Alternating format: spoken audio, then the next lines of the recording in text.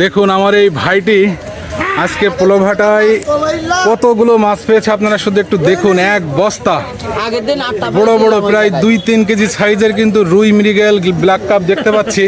ভাই একটু কিছু বলেন, এই যে মাছ পেয়ে। আলহামদুলিল্লাহ ভাই, আমার প্রত্যেক দিনই হয়, পোলোভাটায় আসলে এরকম হয়। তো আপনি মাছ ধরার ওস্তাদ ভাই।